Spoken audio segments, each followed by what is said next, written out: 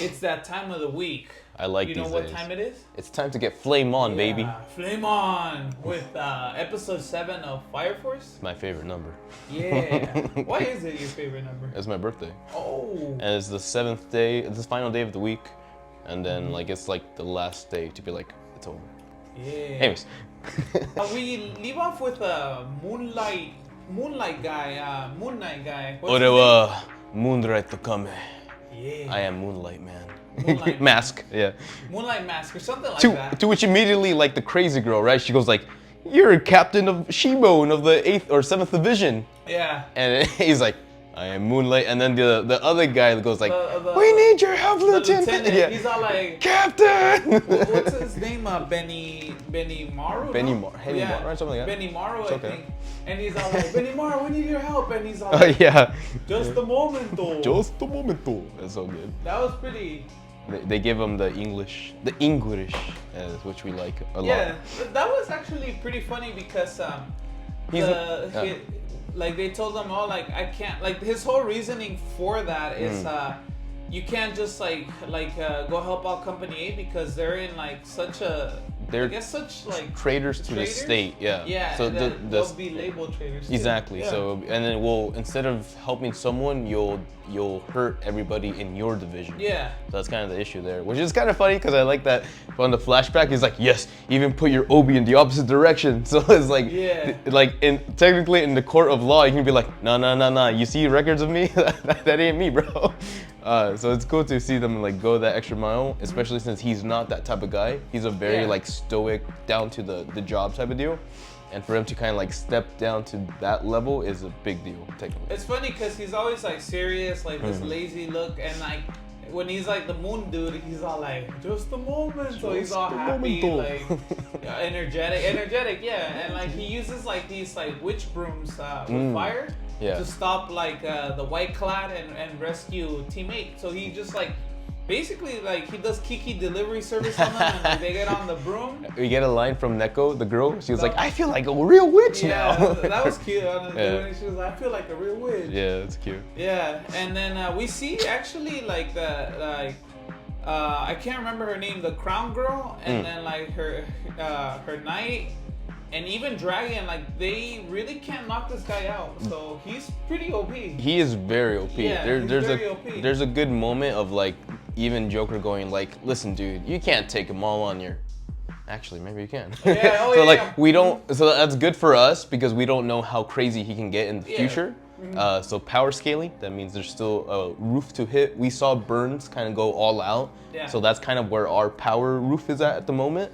And with this guy being introduced, he's like, oh, but wait, maybe, you know. Yeah. So It's a skill. it's exactly what is it? The Sham says he's like Yeah. changing the universe or whatever.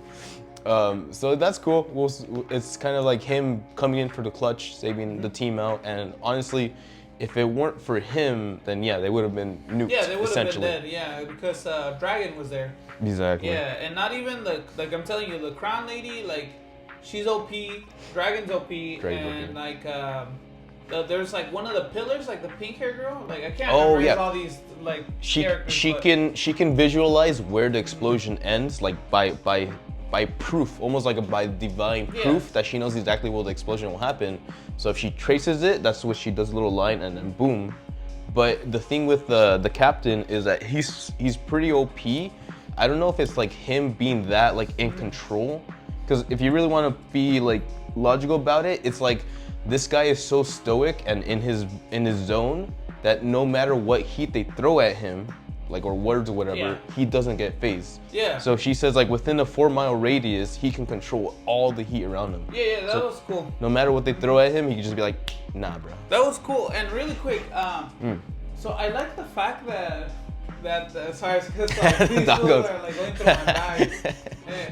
I like the fact that they literally use the moon as his radius, Yeah, it's which pretty was cool. pretty nice. So it shows you like how wide like his His heat radius. controlling is, because all the heat that was thrown towards him, it was basically like when it enters, like he can manipulate it, right? Exactly. But it was very. I know this is gonna be like a really like you might have to look back at it, like Sure. actually like go back to Soul Eater and look at it.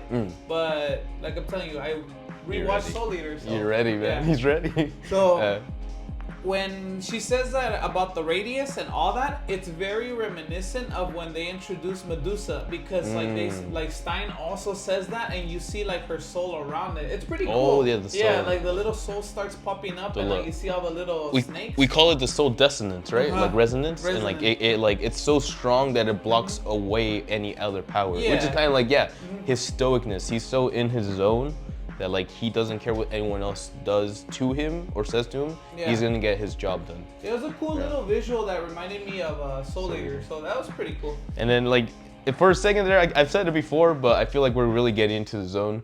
We are inching closer and closer to JoJo's Bizarre Adventures territory. It's like, yo, that 4-mile radius.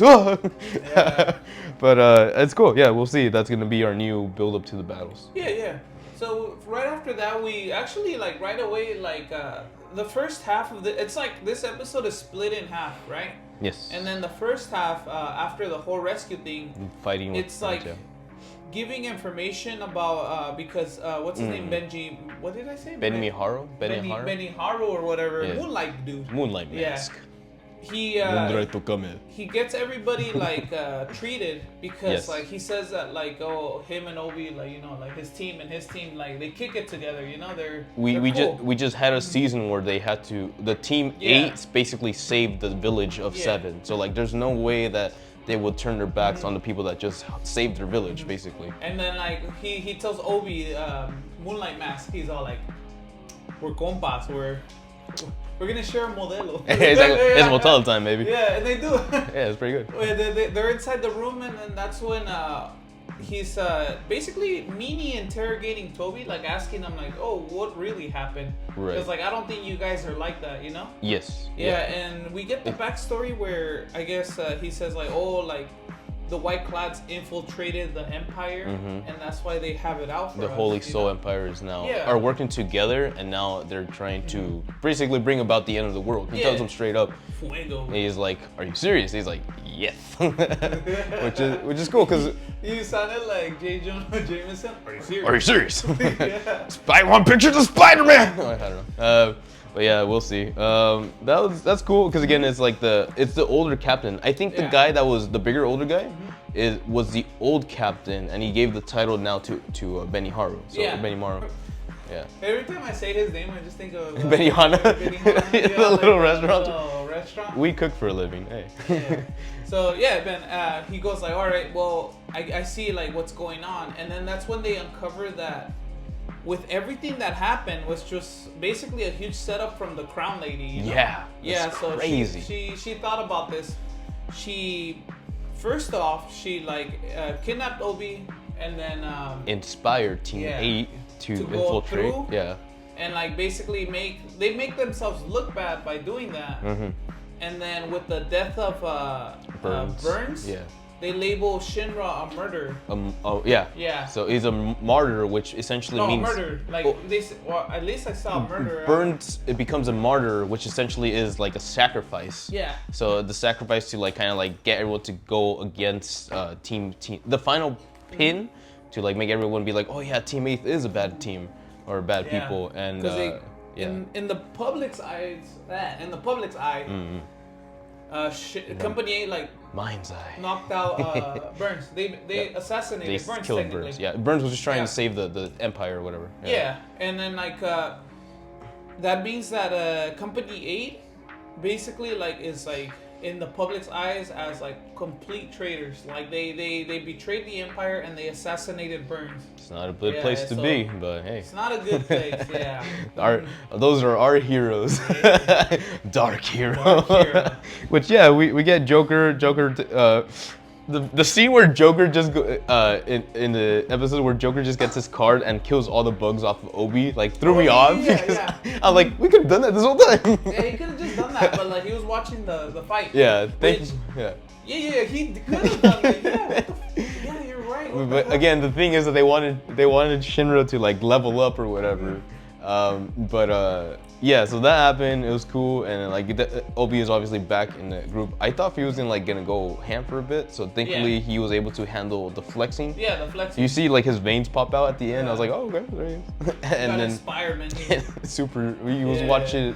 he watched Pushing Iron or whatever it was. Pumping Iron. He drank a protein shake. Yeah. He threw three scoops of creatine and he was ready. Ready to go, my friend. But Yeah. they're not the only help they have. Because Burns actually went to talk to 2 other church members. I guess I'll say his next in line. He's something like that. Yeah, and that's the one thing about Burns that I'm glad you brought that up is that he is an old stubborn dude, but he knows that even though he's an old stubborn dude, that the new generation is what's gonna lead. So he leaves it up to those 2. He has to, yeah. Because at the end of the day, he says, like, I've dedicated my life to praying. Yeah. And that's kind of like the ultimate, like, misillusion of being successful. Yeah. You're so successful that you hit the top, and then suddenly everyone puts you in a cage. Yeah. So all you can do is that one thing, be that one guy, be the prayer guy, be the pope, be like whatever you have to be. So he's like, I can't change because everybody will freak the fuck out.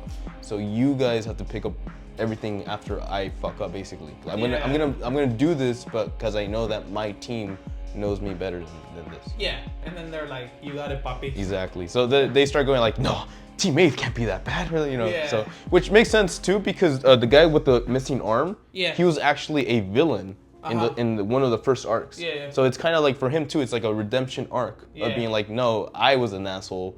Team 8 is not the asshole. We gotta go figure this one out. Team Ocho. And then thankfully they all decide to go back home. Yeah. Which for our princess is we haven't seen much of her, but she's also inspired to be like, okay, something's going on. These doppelgangers are popping up. Yeah. There's only one place to find out what's going on, and it's back home where her and Iris were born at.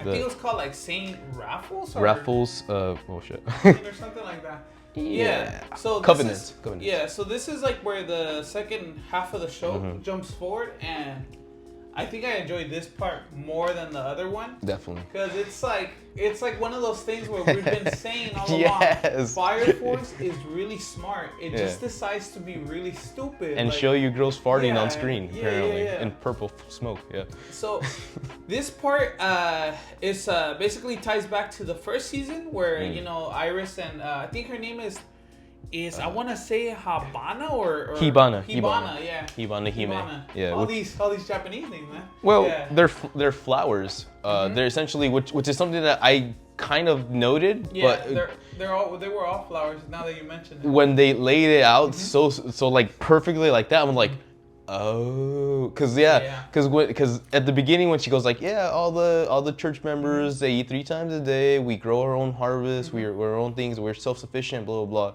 I was like, wait a minute, don't bugs like infest the crops? I was like, oh. Yeah. And to her, as they go underground, right? Because they're able to like work together, which is important why they work together, right? Because they can work together, and they were able to find underground, where they look at all the books and all the history, all the that was notes. Very cool. Yeah. It's I think the reason I like this part 2 more is because for the past 6 episodes it feels like we've been stuck. Yeah, we've been stuck for a minute. Yeah, you're right. And finally, even if it's not like punching or whatever, we're still getting exposition and it's moving us forward, and that's what makes me feel like, okay, now the story's happening more. So that was good to experience, like a kind of like detective-ish vibe. Yeah. And unfortunately, the truth hurts. Yeah. Because she finds out. Yeah, that was really good. So like, the Burns' dudes, like they show up and then they're like, all right, well, like the Hibana and Burns' guys, like they go underground under the I guess like the altar or something. The altar, they bust open an altar. And so this little monastery was run by like nuns, and like how in the first season all the little girls were there, and then they caught fire and they don't know why. Yeah. The only survivors were Iris and Hibana. And that's the biggest kind of like mystery that people know about the Great Fire or whatever, but after all these years they still can't define what started it.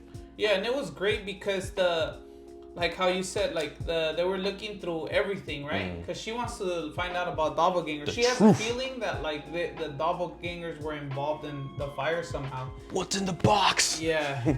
And like as she's reading and as she's having flashbacks of her life, because they make it very specific about like that the crops there were good, like that. Like Yes. before they wouldn't grow, and then they show that now they started growing when the nuns got involved and all that. Interesting. Yeah. So she starts reading all that, and then that's when the guy goes like, "Oh, like all there is like harvesting books and like bug books, like critter books and Little stuff." critter books. And then that's when she starts remembering like about the meals they ate. Yeah. And as they were like, she remembers more. recipes. She starts panicking, and then she realizes that they were actually eating the infernal bugs. Yes. Yeah, because they would. I guess they would get attracted towards whatever they would put in the vegetables. Yes. Yeah. So yeah, exactly. So some bioengineering engineering, in this show. man, This is so what I'm crazy, saying, man. dude. The Yeah. Fire Force is fucking smart. It's so fucking. It's smart. just it decides to be stupid. Yeah. Like this So- whole like I haven't really I've never seen like where they bioengineer food in anime at all. Yeah, which was pretty cool. It was fresh. It makes It was sense, cool. right? Yeah, In this and it makes timeline, sense, in yeah. our timeline, like we can look at that and be like, oh shit, what are we Yeah, eating? like what are we eating? Yeah. Oh, Only I'll be eat real. Plastics, man. Yeah. Microplastics are the thing that's been fucking up everyone's lives, and certain people can't even have kids anymore Yeah, because of the microplastics. microplastics. So Yeah, it's like, hey, man, you Well, gotta. yeah, man. Which is cool because like as in like Fire Force deals with more like problems that are like not necessarily like they solve them by like punching and all that. Like they have to like actually like work around it. And then like Soul Eater is the we'll solve everything by punching, which I Right. think it's cool. He went like a different way. I just don't like some of the random like Tamaki moments. Like I love like I'm Yeah. telling you, I love my Fan service is right? good, It's yeah. cool, dude. Like I love it. I grew up watching fan service, right? But the problem with this show is like I think they overstep that little Yeah. boundary. Fan service Yeah. is only good because it's like so special and like rare that like I really admire this character and oh shit something happened like oh Toki Doki, right? Yeah. But when you make that their whole character like that's what they are, it's like I got better things to do. Yeah. Whatever. But I mean, hey yo. No, I love this bioengineering like side to Fire Force. Yes, It was very good. cool. Yeah. It was like the whole breakdown was it, and like it was treated as a horror scene. Yeah, yeah, so because good. as like she discovers it and like she remembers like what they were eating and the nuns, like people that were taking care of her. You see the nuns step out of the shadow. Yeah, That the, was cool. the one nun. Yeah, that one that's nun. why it's like so creepy that like we were children when this girl was like, "Hey, you guys can't be Yeah. doing that," and to see this one same as nun, like not aged, Yeah. step out of the shadows, and she goes like, "Oh, you remember that name? Okay." Yeah. It's like nah. So now we're hitting the horror roots. Yeah, it was cool because like as like the camera closed into the nun, It was like beautiful, the beautiful like done. there was this like this background noise, right? Yeah. Like this music, and then the nun started shaking, and then it cuts off, which was clean. Yeah. Very good, very Hard. good. I'm So- proud of you, David. That's so good. Yeah. Whoever you are, David Production. David, thank you for being Thank born. you, yeah, thank you for being born. Thank you for starting production and hiring people that know how to work. Yeah. But yeah. So like them kind of like leaning into that horror. It kind of does feel like we're getting that Yeah. Soul Eater universe into this universe, right? Yeah, very good. Like I said, Yeah. this episode was very solid. Solid. This episode was more solid than some of the earlier episodes. Right. Which I mean, the other episodes were cool. Yeah. But this, I mean, like you said, like since we've been stuck on the whole Obi arc, Planet Namek. yeah, now we're like finally moving the story, so it feels fresh. And I hope they don't get stuck again because I feel like now that we killed like 6 episodes, let's just start going, you know. Yeah. But who knows? This, like you know, we'll see what Let's happens. do a head count. Technically, they still have to fight Dragon, that pink-haired girl, The pink-haired the girl. the Gamagori style guy, Oh yeah, and then the crazy lady. yeah. If we say maybe 3 episodes per, that's 12 episodes. That's the whole second season. So I think maybe from here to like the end, we can start. What makes this episode exciting is that we're getting build up. Like the Yeah. stakes are getting higher, and like it's like, oh shit, this has been happening for a while, and like it gives us inspiration to kind of like be like, okay, we have something to do rather than just fighting the same exact person for the Yeah. past. First 6 episodes. I think I've been trying to stay like spoiler free, like for Fire Force. So like every time I do some research about like when I make these like edits and stuff, I try like not to look at it. But I know they're probably gonna get stuck on that none for the next episode. Because I saw something, like I'm saying, like if you want to, I mean, like the manga's been out for like a year and a half already, right? But I know that they're gonna get stuck on it for a minute, and like, but I'm not gonna say what, just so I won't spoil it. But yeah, I'd imagine that everyone has to get like a flashback episode too, kind of like to explain why these people are so evil or why they became this person. But yeah, I think they can pull it off. We said we're gonna do a half core, finish the other end. Yeah, so we'll see what happens, man. But yeah, that's basically it. Yeah, sounds about good. Yeah, I wrote Sister Sumire will return in episode 8. Yeah. So yes. 8, well, yes, they find the 8 pillars, which is like, that's how you know it's connected to like all the BS that's happening in IRL. It's kind of interesting that they kind of almost like sacrifice something down there. So that's I feel like that's what we're gonna step into next episode. Yeah, so we'll see what happens next episode. Like I said, I'm enjoying it right now. It's more enjoyable than Sakamoto Days, which is coming back. It's really soon. I saw the announcement for season 2, And I don't know, man. We'll see if we review it. But with all that, make sure to comment and subscribe, and we'll hit see you that guys like, later. my friend. Yeah. Ja. Matane.